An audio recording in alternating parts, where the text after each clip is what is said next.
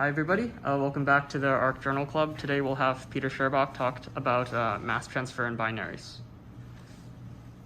All right, thank you, Nicholas.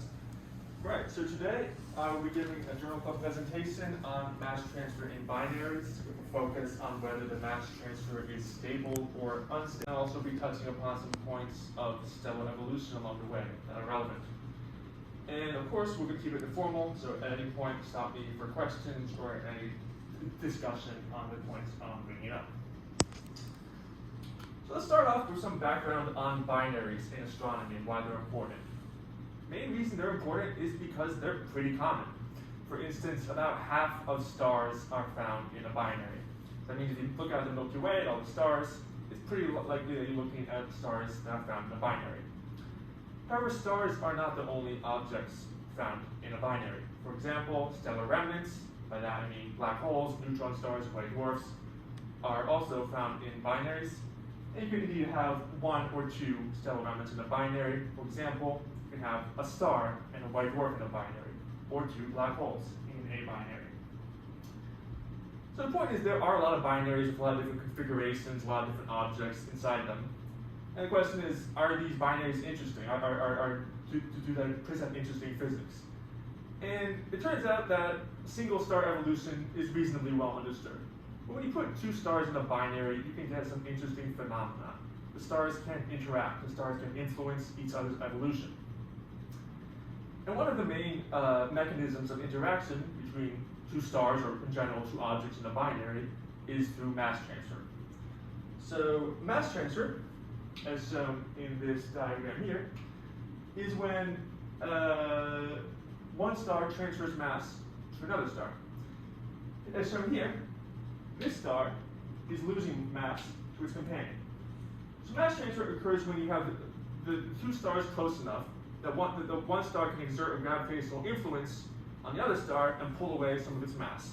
So here, some mass that was formerly bound to this star is being pulled away by the gravitational influence of the second star. And again, this requires that the two stars or the two objects are close enough together that one star can pull away mass from the other one. And mass transfer is part of a wide range of astrophysical phenomena, and this list is not inclusive. A couple energetic phenomena that require mass transfer are X-ray binaries and type 1a supernova. In an X-ray binary, you have a neutron star or a black hole, so a stellar remnant, in a binary with a star, so that the stellar remnant is the accretor in that case. It is taking the mass away from the star, which is the donor, and it turns out that the mass transfer results in high temperatures that result in the emission of X-rays. Another case is a type 1a supernova, so in that case a white dwarf and a star and a companion. The white dwarf accretes enough mass that it eventually explodes. So these are two observable phenomena that we detect that require mass transfer to occur. A sort of a more general role of mass transfer is in creating short period compact binaries. For example, two merging black holes, a little bit cut off there. But it is thought that mass transfer is crucial for creating short period binaries with at least one compact object. And I'll touch more upon this later, but just to name drop it, this is known as a common envelope event. And we will go through this as an application of mass transfer once we discuss it. Mass transfer, to summarize, is important for both phenomena, like explosive phenomena, and also generally important in binary evolution. So let's set up the formalism for treating mass transfer. So let's consider two masses in a binary system. These could be two stars, or it could be star and compact object, or two compact objects. A lot of time I'm going to use the word stars in a binary because that'll be the focus of this talk. But the point is, two objects in the binary, and the first step is to use a coordinate system that is co-rotating with the two masses, and a coordinate system that's origin at the center of mass of the two masses. And then essentially what we want to do is write the gravitational potential of both stars and see where mass is bound to one star or another star. And this geometry is known as a Roche geometry. And yeah, I think conversion to the PDF might have cut some stuff off, but essentially you find the Roche potential, that's the word blocked out there. And the Roche potential is just a sum of the two gravitational terms for each star, star 1 and star 2, and then plus this last, so for the gravitational potential for star M1, star M2, and then this last term is a term representing the fact that you're in a non-inertial rotating frame. And this gives you the relative potential that any test mass will feel. And contours of the Roche potential, and this is in 2D of course, but contours of the Roche potential are shown in black here, around stars 1 and stars 2, which are shown here as point masses. Now the critical equipotential in this Roche geometry is this figure 8 black contour, which surrounds both stars. And the reason it's a critical equipotential is because there's two lobes form two Roche lobes around each star. So each star 1 has its Roche lobe, star 2 has its Roche lobe. And any material within a star's Roche lobe is bound to that star. So any mass within star's 1 Roche lobe is bound to star 1, because it's within its equipotential surface that does not intersect star 2. Now, if you look carefully at this, you see there's this point L1, so this is Lagrange point 1, in between star 1 and star 2. So I'll come back to this again in a second. But a star can fill its Roche lobe up to here and still be bound. But if it just fills the entirety of this black contour, so if it fills the entirety of its Roche lobe, then if it just expands a little bit more, any mass that goes beyond this point can now be bound to star 2. And that is essentially mass transfer, often occurring at this intersection of the two Roche lobes. Right, so can I ask a question? So, like in terms of Lagrange points, I sometimes hear in the literature people talking about like mass lost through L2 or something like this. So why would that happen? So mass loss through L2 can happen if there's if the mass transfer is strong enough that you get an accretion disk that's built up around the accretor here, and then you can get mass flow through winds, for example, through L2. Because L2 is another point where you get a transition from a bound state to the matter being free. So I'm not going to talk too much about that, but essentially, yeah, it winds up being an accretion disk and then blown out through L2. Okay. On the other side. Now, just make certain that it's clear, these two Roche lobes are imaginary surfaces in space, representing the gravitational influence of both stars, and plus this term representing the fact that you're in a rotating system. Now for each Roche lobe, you sort of have this complicated shape, well not too complicated, but it's teardrop shape. And it's convenient to define an equivalent radius representing the size of the Roche lobe. So this is the radius of a sphere, the same volume as each Roche lobe. Remember, this is a 2D contour, in actuality, they're 3D. So these two formula are convenient, and here we're saying the Roche lobe 1 is the Roche lobe of star 1. A here is a separation between the two stars, and Q here is M1 over M2, and again we're defining here Roche lobe of star 1. And so the ratio of the Roche lobe to the orbital separation is a function that depends on Q. This formula is a better fit, this formula is a slightly worse fit, but the second formula will come up slightly later in the talk. And so either is a good approximation for the effective size of the Roche lobe. And we define for both Roche lobe 1 and Roche lobe 2, just remember to define your mass ratio correctly. So now that we define the Roche lobe, let's discuss the possible configurations of the star relative to its Roche lobe. So in the first case, again, we have two Roche lobes. The first case is that neither star fills its Roche lobe. So both stars are entirely contained within a Roche lobe. That means all mass is bound to either star 1 or star 2. All star 1's mass is bound to star 1. All star 2's mass is bound to star 2. So this is a detached binary. The stars are detached from the Roche lobes, and there's no possibility of mass transfer because there's no mass that is filling the Roche lobe. In contrast, in this case, this star is not filling its Roche lobe, so it's occupying all of its Roche lobe, and then there's some mass overflowing it. And any mass that overflows Roche lobe is no longer bound to star 1, and in this case it's assumed that it's going to be accreting onto star 2, which then gains mass. Star 1, of course, will lose mass. So this is a semi-detached binary. Semi-detached because the secondary star, the accretor in this case, is still inside its rho slope. So only the donor is filling its rho slope. And the math way to put it for mass transfer is that equilibrium is not possible near L1. This point where the two rho slopes intersect. Last case is when both stars overflow the rho slopes. And in this case, it's not really relevant to speak of mass transfer in one direction because there's material that's unbound from both stars. And they essentially share an envelope where mass here outside either of the rho slopes is not bound to one star or another. But it may still be bound to the system as a whole. And essentially, so that they're the shared envelope. I'm not going to talk too much about this case, but I won't distinguish between this and a common envelope. For a contact binary, which we're talking about here, the envelope co-rotates with the binary because essentially this is a solution to the Roche geometry, which is in this rotating frame. Common envelope does not co-rotate with the binary, which is actually rather important. And if you still don't know what a common envelope is, that's fine. I'll bring it up later, but just for now, I'm just mentioning that this is not the same thing. So, first, let me back up a second. So, it turns out that most binaries, when they're born, so let's say two stars in the binary are born, they start in this detached configuration. Both stars are not filling the rho slope. They're not interacting through mass transfer.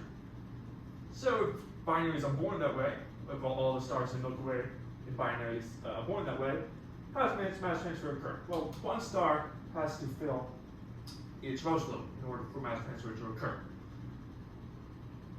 And if you fill its rho slope, if either one, the rho slope remains constant, but the star expands.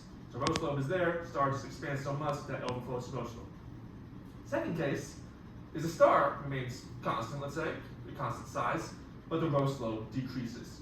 So it becomes this imaginary surface they contract around the star, and then it becomes easier for the star to be larger than its rho slope. And the second case essentially corresponds to a decrease in orbital separation. Conceptually, because the stars are coming closer, so that there's more gravitational influence from the secondary on one star, so you get more of a pull that can cause mass transfer. In this talk, I'm going to focus more on the expansion of one of the stars, the donor star, which overflows its rho slope, because you can tie that into stellar evolution, which I'm about to talk about. And so how would the second one happen? So how would you get a decrease of orbital separation? Yeah, the main way is through emission of gravitational waves. Okay. Or through tidal effects, potentially. Mm-hmm. But, yeah, so I'm going to concentrate on when the expansion of the star brings it over its rho slope. In that case, we can turn to stellar evolution and define three cases in the lifetime of the star when it first overflows its rho slope. So, for three masses of a star, essentially what this shows is the radius of the star as a function of time. So as it evolves, its radius increases.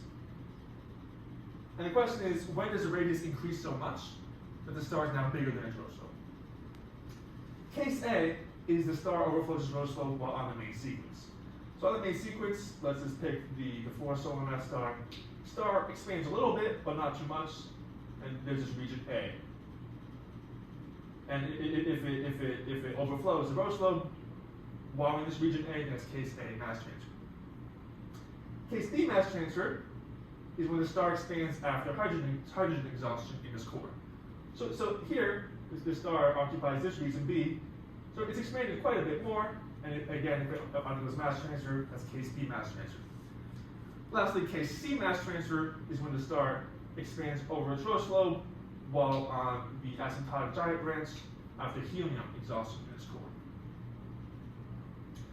The other important point about this plot is that it's also divided between regions where the star is convective or radiative. Now, we'll come back to this later, but the main point is that depending on the mass of the star, you can be either convective or radiative in case A, B, or C mass transfer. Let's do an example. For the largest mass star, the 16 solar mass star, it does not become convective until regime C. So only case C mass transfer will have a convective donor. Cases A or B mass transfer will be radiative. The donor star will be radiative. You mean the core or The envelope of the envelope. star. So this blue line delineating radiative or convective is when the envelope is mostly radiative or mostly convective. So for a 16 solar mass star, you're saying it still has, even if it's a red giant, it still has a radiative envelope? Like, that's kind of confusing. Yeah, it evolves very fast after red giant branch and does not develop convective envelope. Okay. Yeah, basically, yeah, the surface temperature does not drop low enough because it winds up burning helium very, very quickly. Mm-hmm. Okay, interesting. And then for another example, the 1.6 solar mass star, so this star, it's convective very soon after leaving the main sequence. In that so in that instance, case B or C mass transfer will be involving a convective donor. Case A mass transfer, a radiative donor. And why the radiative or convective envelope matters is something we'll come back to in a couple minutes. The last thing we need for the setup for this problem is the definitions of conservative and non-conservative mass transfer. So let's say the donor star overflows to row slope, so mass transfer is occurring. The question is, where is that mass going? And sort of mentioned the cartoon before, where all mass goes to the companion. That's not necessarily true, but if that does occur, that's called conservative mass transfer, because mass is conserved in the system. Starts at star 1, it just goes to the companion. So the donor loses it, the accretor gains mass. In that case, you can write the total angular momentum of the system, which depends on m1, m2, the orbital separation A, and the eccentricity E. And you can also write that because no mass is being lost in the system, the angular momentum of the system is conserved, because there's nothing leaving the system. And the time derivative of mass 1 is minus the time derivative of mass 2. So anything lost by 1, or in this case A, is gained by anything gained by the accretor is lost by the donor here. So A and D gain. And then if you use these two equations combined, to write a formula for the time derivative of the orbital separation as a function of the mass transfer rate. So md here is the rate at which the donor is losing mass. Now, non-conservative mass transfer is unfortunately more complicated. This essentially means that mass is being lost from the system. The accretor is not gaining all the mass the donor is losing. And there's a couple ways in which mass can be lost from the system. One of which is that there's a wind from the donor. So just an outflow of material from the donor. Another is that it can be actually ejected from the accretor, so it can become bound to the accretor, but then ejected from the accretor's own wind, or in the case of a compact object, from a jet arising from the donor, from the accretor, sorry. Now, I'm not going to go too much into these mechanisms, just want to mention what they are.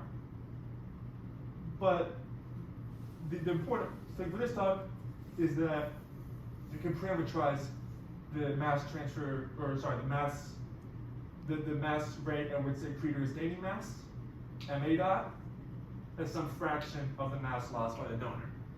In the case of conservative mass transfer, this coefficient beta is 1. It's all, everything lost is gained by the accretor. But in general, beta can be less than 1. And for now, we're going to focus on conservative mass transfer. So unless I mention it, I'll probably assume it's conservative. But later in the talk, we'll come back to non-conservative mass transfer and see how it actually can help solve a problem that we'll see come up. So now we're going to come to the main topic of the talk, which is the stability of mass transfer. And just to mention, the topics on this slide can be either conservative or non-conservative mass transfer. So I'll mention later when we delineate one or the other. But to determine whether mass transfer is stable or unstable, it's actually first useful to think about what an instability would mean.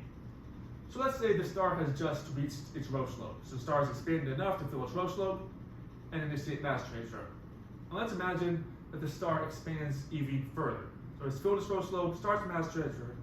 In response to the mass transfer, for some reason, it expands even more. So now even more of the star is over its rho slope, so the mass transfer rate will be even higher. And we already said that the star expands in response to mass transfer, so it'll expand even further. Mass transfer rate increases again. More expansion, more mass transfer rate. So the point is you have an unstable cycle where you just get more and more mass transfer, and the characteristics of the binary can be drastically changed, which I'll go into a little later. But the point is, so if we start with the donor star, which initiates mass transfer just filling its rho slope, instability will be after mass transfer begins, the donor expands relative to its rho slope. So R donor greater than RL. RL is the equivalent radius of the rho slope, as I mentioned earlier. As I said, more mass transfer, more expansion, it becomes a cycle. So it's convenient to look at this plot here. And what this is showing is essentially is plotting the donor radius and the rho slope radius versus the mass of the donor. This black curve here is the rho slope radius as a function of the donor mass. And then these dashed lines are essentially the stellar radius. So let's walk through this case. So let's say the star starts at point D here. It's detached from this rho slope, it's below its rho slope, so there's no mass transfer. And let's say, due to stellar evolution, the star expands from point D to point E. So now it's just reached its rho slope. Its radius has decreased to the rho slope radius, and it will begin mass transfer at point E. Now this dashed line shows what the radius of the star will do upon mass transfer. Because the star will lose mass, so it will move left on the x-axis, and its radius will follow this dashed line. As you can see here, the radius remains above the rho slope. So the star's radius here is above the rho slope, which is here in this black line. Essentially, the rho slope response to the mass loss is steeper than the radius response, so the radius remains above the rho slope. Therefore, it's convenient to write an expression with essentially a power law index for how the donor radius and the rho slope radius respond to mass loss. So if we assume that the donor radius scales with the mass of the donor, with this exponent zeta star, and the rho slope radius scales with the mass of the donor with this exponent zeta L, then the condition for instability is that zeta star is less than zeta L. Essentially that, again, you have this graphical depiction where the radius will remain above the rho slope, because the rho slope will decrease fast, and the radius does not decrease fast, so it remains above the rho slope. And you can also write this in terms of these logarithmic derivatives, d log r donor, d log m, or d log rl, d log m. And yeah, I'll skip the very rough mappy here, but essentially, again, just saying that the donor radius should be larger than the rho slope radius for mass transfer to be unstable. Now let's talk about the opposite case. And again, I'm going to walk through this diagram. So let's say the star begins at point A, which is well under the rho slope. And then the star's radius expands until it reaches point B, and here the star's radius equals the rho slope, so it's just going to be a mass transfer. The star will lose a little mass, so let's say it goes from 1 to 0.95 solar masses. Its radius will drop a little along this dashed line, and now it's a little bit below the rho slope. So therefore, you do not get unstable mass transfer. Instead, you get stable mass transfer because the mass transfer rate is not increasing. The star undergoes mass transfer. However, it contracts relative to its rho slope, so there's no possibility of unstable mass transfer. Sorry, in this plot, the response of the radius is that dotted line.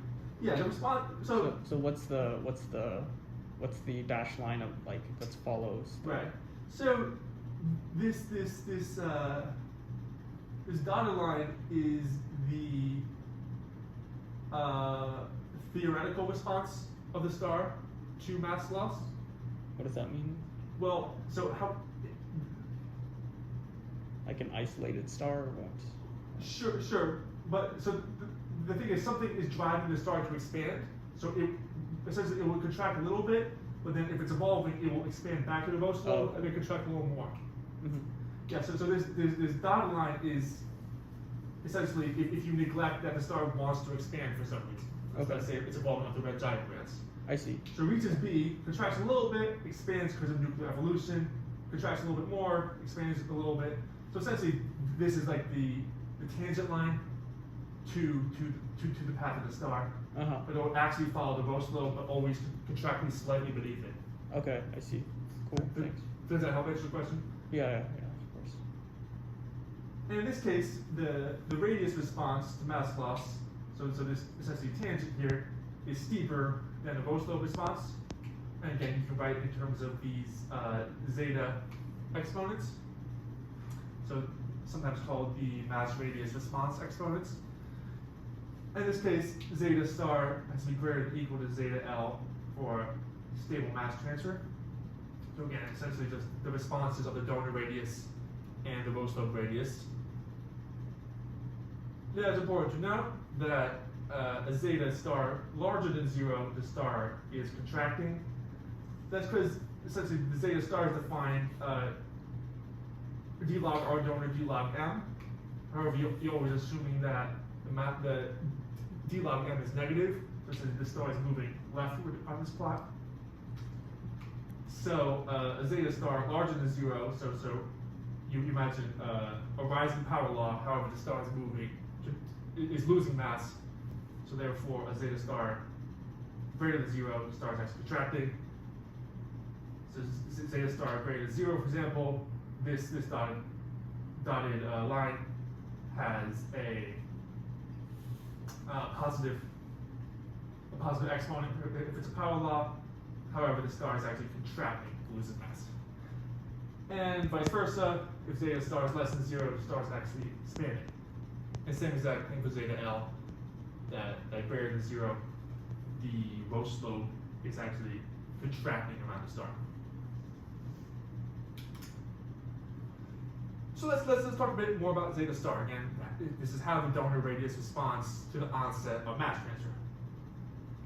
And it turns out what we mean by response depends on the time scale of the response. So the star can respond on 2 different time scales. First of which is the dynamical time scale. So this is essentially hydrostatic readjustment. You also think about it as the sound crossing time for a star. So the radius of the star over its sound speed. Now this dynamical time scale is on the order of minutes. It's quite short compared to a thermal time scale. And essentially that means that you can assume that energy losses or heat flow are not important on the dynamical time scale. And therefore you can define therefore the response of the donor star occurs under adiabatic conditions, so no heat flow on this time scale.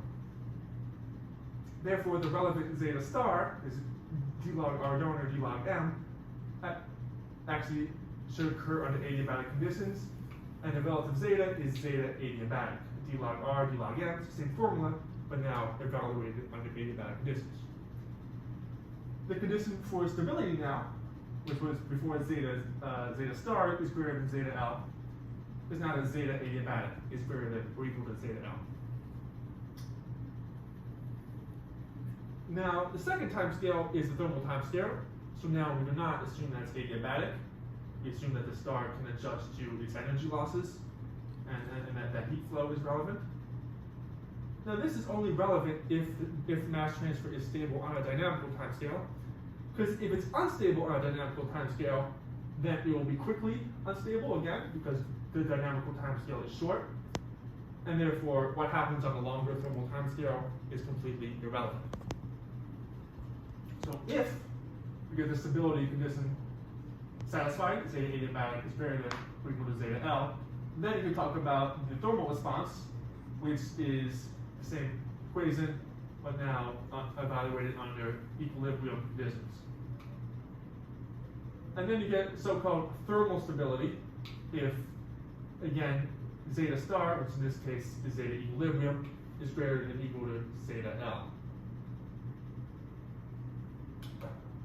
Now, putting it all together, let's say that zeta L is greater than or equal, zeta L is less than or equal to zeta adiabatic and zeta equilibrium. This means that mass transfer is stable on both thermal and dynamical timescales. This does not mean that mass transfer does not occur, as the question before brought up. The star could still want to expand. Every time it expands and encounters a slow slope, it'll contract slightly beneath it, and so mass transfer never increases rapidly as it would if it was unstable. So this is called secularly stable mass transfer because it can occur recurrently on nuclear timescales, but is never unstable. And this is shown in this plot in point S. So essentially, the donor responses to mass loss both will take the star below its low slope. The second case is that zeta adiabatic is greater than zeta L. So that means essentially the star will contract relative to its low slope on a dynamical timescale. So it will not be dynamically unstable. However, on a thermal timescale, it will want to expand due to mass loss, and therefore you will have thermal timescale mass transfer. This is not thermally unstable. That's a term that comes up sometimes. It's not thermally unstable mass loss because saying it's unstable is sort of a bit of a misnomer because you don't get extreme mass transfer rates as would in an unstable case. However, you get mass transfer on a shorter time scale than you do in this secularly stable case. And that's shown in point T. So the dynamical response of the star will take it below its rho slope, but the thermal response of the star keep making it want to expand to its rho slope. Again, these are basically imaginary curves showing the response of the radius. In reality, it'll hit point T, hit the rho slope, and then contract a little bit, but then expand again on a thermal time scale. Because the equilibrium response wants to make the star expand. The last case, all you have to worry about is zeta L, zeta adiabatic. So now zeta L is larger than zeta adiabatic. So essentially, the star expands relative to its low slope, and that's shown in point P here. In this case, all that's relevant is the dynamical response. So the dynamical response of the star, which is this dashed line, will take the star above its low slope. So therefore, we get increasing mass transfer, and then increasing mass transfer still remains above its low slope, and you get high mass transfer rates and unstable mass transfer. And so this is known as dynamically unstable mass transfer. And conceptually, the star is expanding relative to its low slope. So remember, let's say zeta L is very large. So a large zeta L means that the Roslow radius is contracting in response to mass loss. And or the other way around, let's say zeta adiabatic is very small. That means much less than 0, let's say. That means a star is expanding drastically due to mass loss. So these equations make sense because of the relative size of the zetas and what they mean. Oh, could you put like some numbers to these timescales? So like thermal timescales probably like 10 to the 6 years or something, right? Yeah, I think it's about right.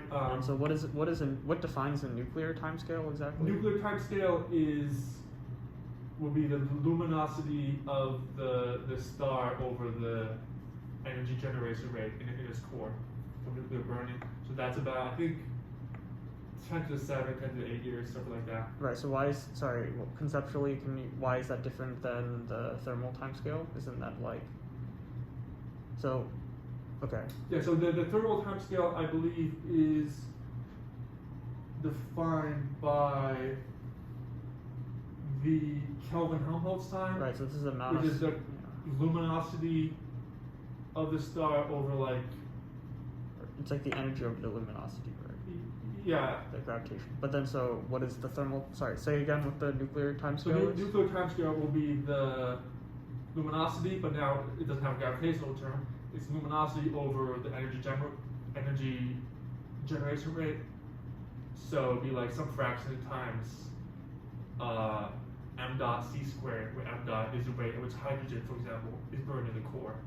So it depends on the core burning rate, or the rate at which hydrogen is burned in the core, or helium is burned in the core.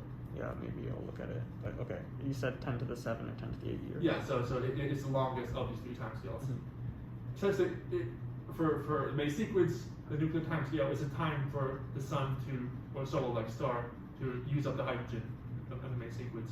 Oh, I see. Okay, I see. On the diagram, it's going to be a time for it to exhaust hydrogen shell burning. Okay, that makes sense. Yeah, thanks.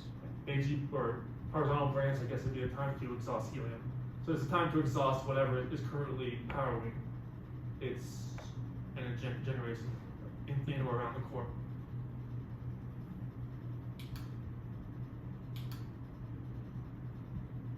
Right, so now we are going to dive a bit more into what are actual values of these zeta response exponents.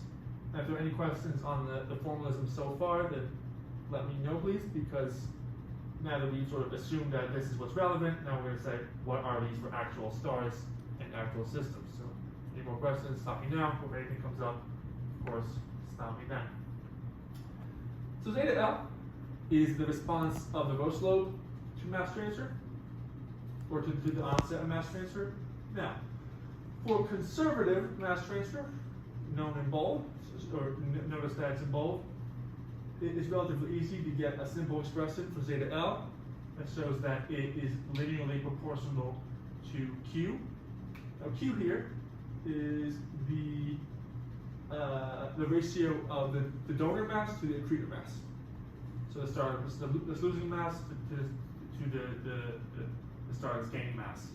And we're assuming conservative mass transfer, so any mass lost by the donor goes to the accretor. Now, for conservative mass transfer, we saw before that we can essentially use conservation angular momentum, or that in this case it's 0, that there's no angular momentum lost, to write an equation for A dot, the orbital separation.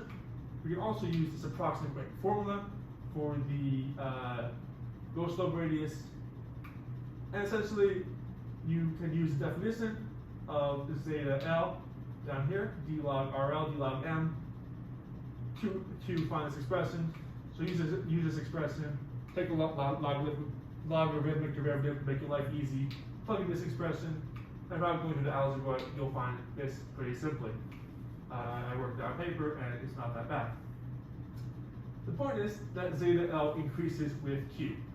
Remember we said before that a high zeta L is good for instability. So high zeta L means mass loss begins, the Roslow will contract around the donor star. Essentially, the stars actually are coming closer to each other because of mass loss. Now, using this formula, you can find that zeta L is greater than 0 at or above a mass ratio of about 0.8.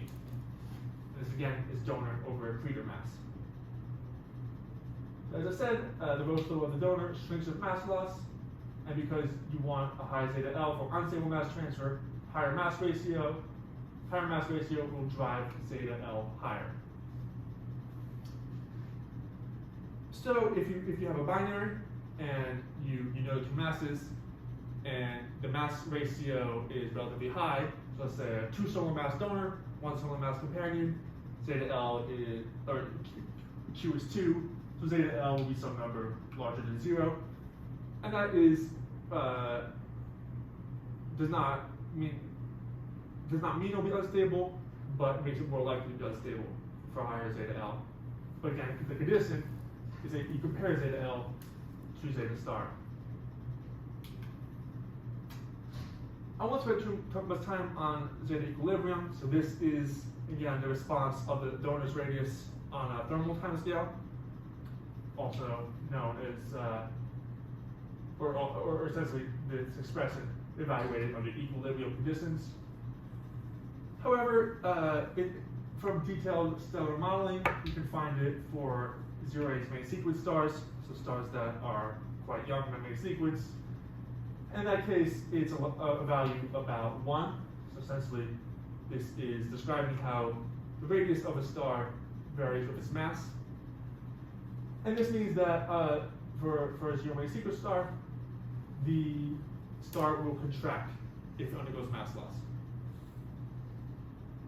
It turns out for non-homogeneous stars, so these could be evolved main sequence stars with a composition gradient or a post-main sequence phase of a star, the stability will decrease, so zeta equilibrium will be closer to 0 or even less than 0. And essentially, the value of it depends on the modeling, but it's often assumed that it's around equal to 0 for post-main sequence phases. However, the really important zeta is the adiabatic response exponent, because this determines whether you have dynamically unstable or stable mass transfer.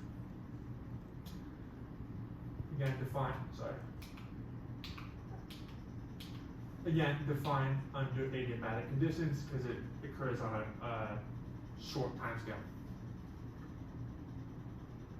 And now we're going to get to the convective or radiative characteristic of the donor star's envelope. So it turns out that for a radiative envelope, the star will contract upon mass loss. And a contract upon mass loss means that zeta adiabatic is much larger than 0. In contrast, for a convective envelope, the star will either expand or keep a roughly constant radius. Is there a physical reason for this that you can? So essentially, for a convective envelope, you can represent it with a polytrope of, I believe, n equals 3/2. So a polytrope is essentially an equation ultimately relating the radius and mass of the star under adiabatic conditions. Sure. Yeah, driving that, it can be a bit annoying, unfortunately.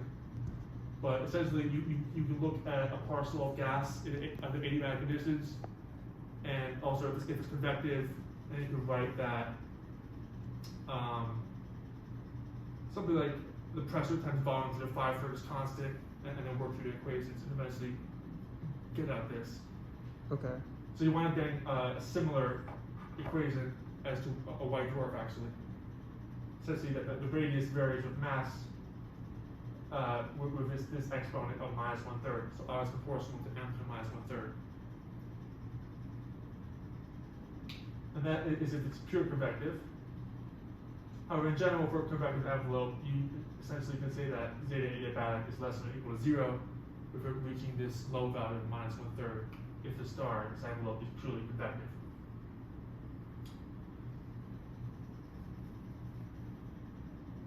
So now let's consider a convective donor.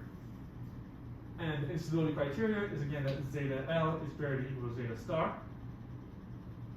And let's say that, so for a convective donor, zeta adiabatic at most reaches 0. So essentially the equation for the criterion for instability is that zeta L is larger than 0, zeta adiabatic equals 0. That implies that Q, mass ratio, is greater than 0.8. So if the mass ratio is relatively large, then the response of the Vostok radius, zeta L, will be larger than 0, and that is enough for instability. The question then becomes, if you have a binary with 2 stars, it's almost certain that the star that initiates mass transfer first will be the largest, will be the more massive star, because that star will evolve off the main sequence first and expand and overflow its host radius. So if we say the higher mass star is the donor, well then Q is going to be at least 1, if the stars are exactly equal masses, but essentially Q will be larger than 1, because the more massive star has expanded first and is the donor. If we say Q is at least 1, well, 1 is greater than 0.8, that would seem to satisfy the instability criteria. And so this is something that has been sort of, has come up in papers and talks, that it's generally assumed that the first episode of mass transfer in a binary with 2 stars is unstable. So the donor star will evolve off the main sequence, become convective, be larger than its companion, and all these criteria come together to seem to satisfy this. I'm saying seem to satisfy because it turns out this might not be true, but this is a statement that has come up in the past. So what are the realistic reasons it's not true? Is it just non-conservative mass transfer? What is the... That is definitely one of the reasons which will come to. So what are other reasons, I guess? The other response, one of the other reasons, and I'll come to this, but just to preview, is that this zeta adiabatic less than or equal to 0 essentially neglects the finite mass of the core in the star, and that winds up driving up zeta adiabatic. So essentially, you cannot assume that it's just a point mass core and a convective envelope. You have to take into account the core. Mm-hmm. And I'll definitely come back to that in a second. But for now, let's talk about let's go back to this case ABC mass transfer. So this is at what point in its evolution the donor star starts mass transfer. So case C, remember this is when the star is all the way on the AGB, so it's expanded a lot. It's now burning helium in its core. Case C, the star is always convective no matter its mass, and therefore if it's convective and it's the first star that has evolved, then it satisfies the criteria for unstable mass transfer. So case C mass transfer is generally unstable. Case B mass transfer, so now the star is on the AGB, it is most likely to be convective, sorry, on RGB. So the star is most likely to be convective. So if it's convective, unstable mass transfer. However, high mass donors will not have become convective yet, and so mass transfer may be stable in fact. Lastly, case A mass transfer, so this is important because this is essentially, can unstable mass transfer occur if a donor on the main sequence? And typically, for all 3 cases here, for the case A regime, the donor is a radiative envelope. In that case, a radiative envelope means that zeta adiabatic is much larger than 0, so it becomes hard to satisfy this criteria. It could be satisfied with a high mass ratio, but that's relatively unlikely. However, thermal time mass transfer, it is likely because zeta equilibrium is about 0. So essentially, the radius of the donor star does not change much under a thermal time scale when mass transfer occurs. And then it becomes easy for the zeta L to be larger than zeta equilibrium. So this means that the star's radius is roughly remaining constant, but the separation of the stars is decreasing as mass transfer occurs. And again, this condition with zeta equilibrium 0 just means that Q has to be about greater than 0.8. And that's likely satisfied in the binary because the more massive star will initiate the mass transfer first. So that was 2 stars in the binary. Let's consider when one of the objects in the binary is a stellar remnant. So let's say we have a white dwarf in a binary with a main sequence star, and the white dwarf is the accretor, main sequence star is the donor. In that case, the mass ratio, so the donor over accretor will be the mass of the main sequence star over the mass of the white dwarf, and it's usually considered to be less than equal to 1. It's likely to have a low mass main sequence star, let's say like a 0.6 solar mass star with a 0.6 solar mass white dwarf, so that's about 1. And in that case, the mass ratio is typically not large enough for there to be unstable mass transfer. Remember, for unstable mass transfer, you want a high zeta L, which implies a high mass ratio Q. High mass ratio, more likely to be unstable, so not easy to achieve with a nova. That's why we see recurrent nova instead of an unstable mass transfer with a star in the main with a white dwarf and a main sequence star merge, for example. Another case is a low mass X-ray binary. So in this case, we're dealing with a neutron star or black hole accretor, again from accreting from a star. So Q is similarly the main sequence star over the mass of the main sequence star over the mass of the neutron star. And if the neutron star has a minimum mass of 1.4 solar masses, or yeah, if the neutron star has a mass of about 1.4 solar masses, that's also the minimum mass of a black hole, let's say, then Q would be less than 1. Q less than 1 means hard to achieve unstable mass transfer. So, low mass X-ray binary, we observe them in nature, and they do not appear to be mergers. It appears to be an accretion disk where where mass transfer is stable. So this makes sense so far. And I'll skip the last case in the interest of time, unless it's super interesting to one of people here. Mm-hmm.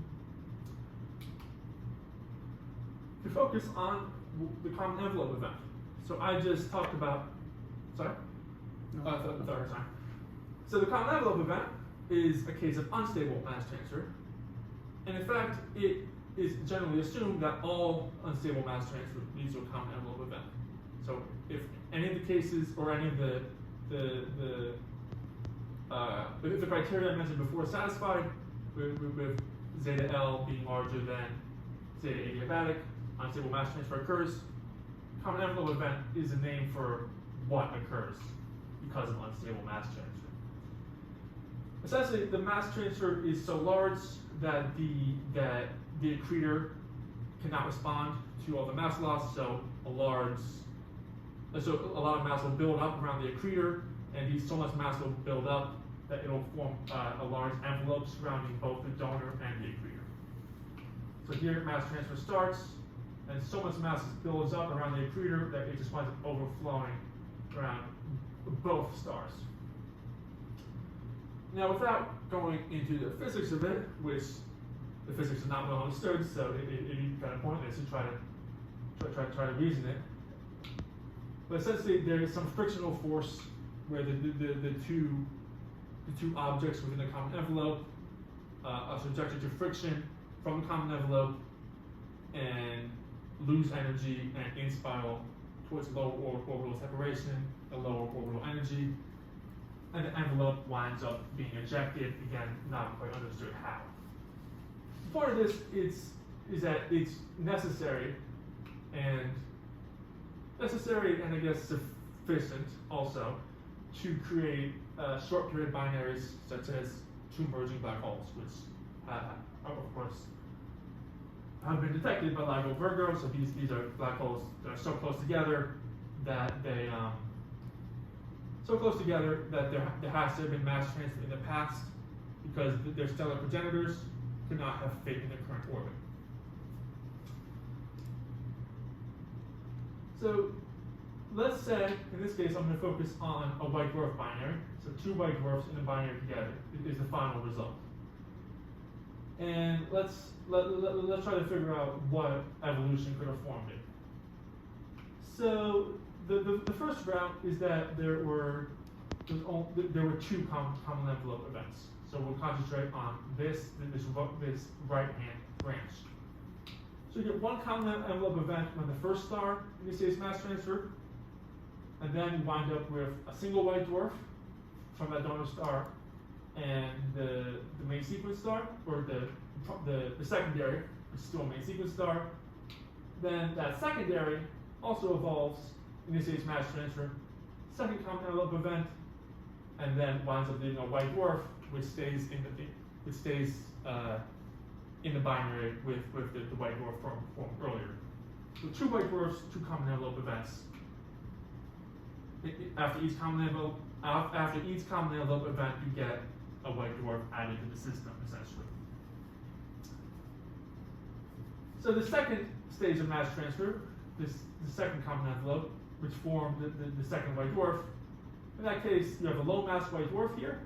This is a donor, a convective star, a accretor, low mass white dwarf accretor, convective donor because it's evolved off the main sequence, likely a high mass ratio Q. Again, high mass ratio Q is likely to be unstable. Common envelope event makes sense if we assume that all unstable mass transfer is so common envelope, which is probably a good assumption. What about the first stage of mass transfer? Does a common envelope occur here? Or do you just get stable mass transfer that forms one white dwarf and leaves the companion as a main sequence star? We said that a convective donor, so an evolved star, and the donor being more massive than the accretor leads to unstable mass transfer. So it has in the past been assumed that a common envelope did indeed occur with the first stage of mass transfer, and then in total there were two stages of common envelope events. In fact, if you look at papers from 15 years ago, this was the evolutionary pathway preferred, and the parameterization was written in terms of these two common envelopes.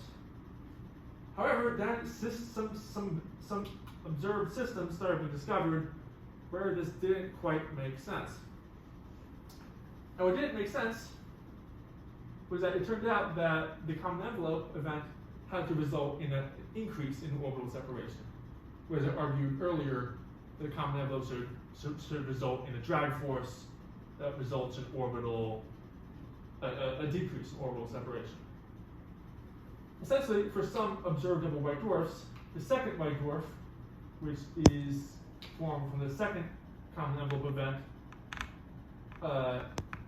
is formed at a larger orbital period than the first. Essentially, the orbital separation here, the second white dwarf is formed, is larger than the orbital separation here, when the first white dwarf is formed. And that means the first common envelope event led to an increase in the orbital separation. And that doesn't make sense with the theory of common envelope. So about 15 years ago, it was thought, okay, well, we don't understand common envelope well. So earlier, it was parameterized with a conservation energy approach. And so this new formalism came out with a conservation angular momentum. It's kind of a big deal, a lot of papers written about it. And it wound up sort of changing some views of the pathway to form a white dwarf binary. And then, so some other papers came around and they said, well, instead of rewriting what a common envelope is, let's actually examine the stability or instability of mass transfer a bit more carefully. So let's examine our assumption of when unstable mass transfer occurs. Because for this first stage of mass transfer, we essentially said convective donor larger than its companion, it should be unstable. Is that true? So let's look at the criteria we grabbed again. Fortunately, this criteria is valid. So the stability criteria is that zeta adiabatic is greater than zeta L. So essentially, the star wants to contract upon mass loss. Now, but the values of these two responses I derived for conservative mass transfer. What if we assume non-conservative mass transfer? It turns out that non-conservative mass transfer tends to decrease zeta L, so essentially it makes it more likely for the orbit to widen upon mass transfer. This is shown in this plot. So this is versus mass of the donor. Actually, sorry, it's versus mass of the donor's core. So I'll come to in a second. But essentially, zeta L are these dashed blue lines, and these are shown for different cases of non-conservative mass transfer. So I said before that beta is a fraction of mass lost by the donor going to the accretor. So beta is 1, it's conservative mass transfer. That's a pretty high zeta L, so that's likely to be unstable.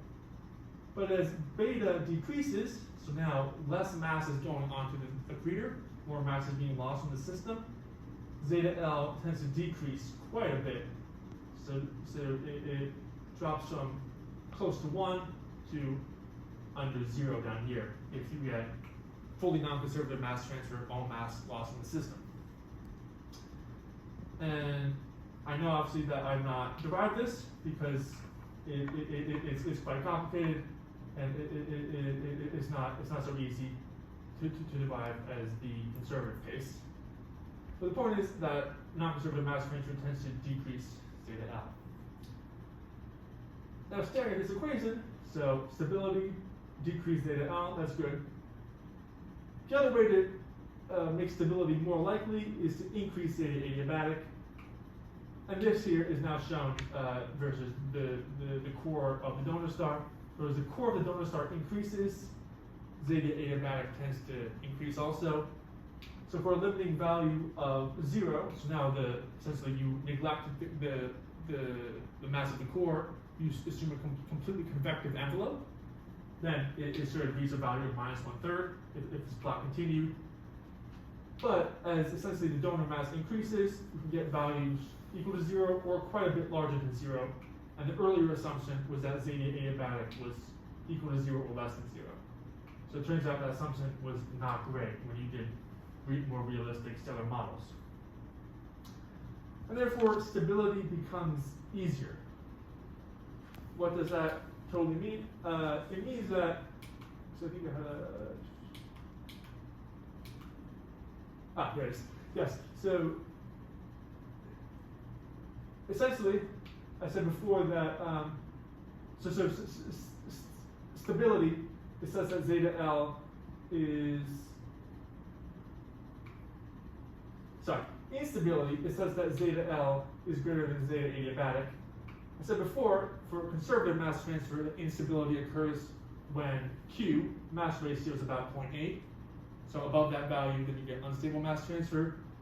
However, if you do non-conservative mass transfer, then it turns out Q crit, which essentially is the Q above which mass transfer is likely to be unstable, increases from about 0.8 to possibly 1.3, depending on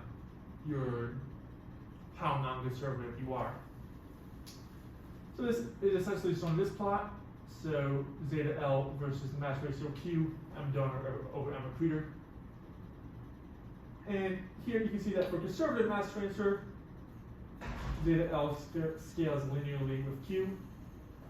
But for non-conservative mass transfer, when you have some mass loss from the system, then zeta L begins to drop steeply. For example, if we want, let's say, zeta L to be larger than 1, For conservative mass transfer, that gives the Q curve about 0.8. However, for non-conservative mass transfer, then you get higher values of Q that are needed to initiate unstable mass transfer. So the problem with the common envelope event was that we said Q has to be larger than 1 in this first stage of mass transfer, so therefore it has to be unstable. But now we're saying Q has to be all the way like something like 1.3 in order for there to be unstable mass transfer.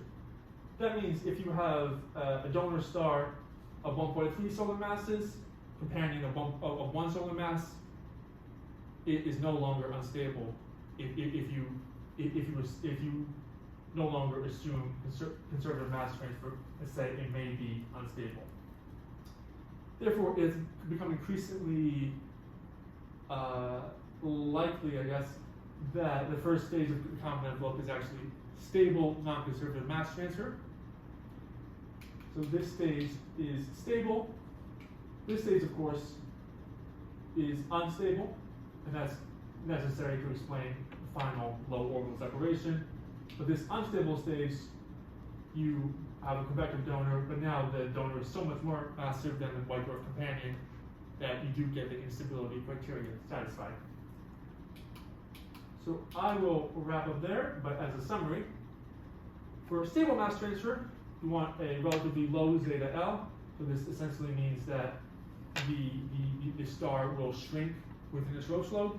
So that's either the Roche lobe expands relative to the star's radius, or another way to put it, the star's radius contracts relative to the Roche lobe.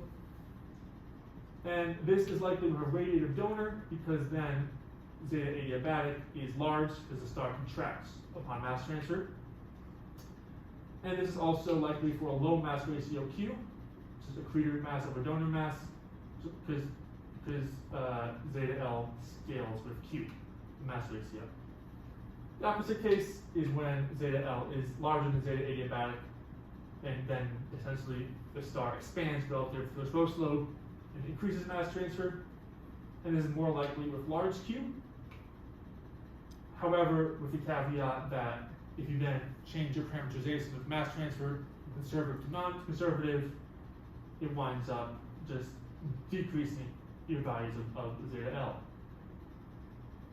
And instability is also more likely for a convective donor because zeta adiabatic is negative since the star expands upon mass transfer.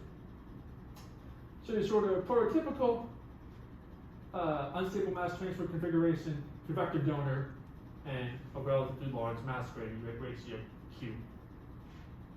However, the exact value of Q is important for predicting common envelope event, and really only in the last decade have people realized that figuring out the stability of mass transfer from first principles is actually quite important to common envelope event, and it's not necessarily common envelope that we don't understand. We don't understand common envelope, but we also don't understand stability of mass transfer, and understanding that better can help us understand this important common envelope event, which is quite important in binary evolution. And that is all I have today, so thank you all for having me. Thanks. Any questions? If not, no, thanks so much, Peter. Of course. Yeah. Yeah, I hope that was useful. Cool, thanks.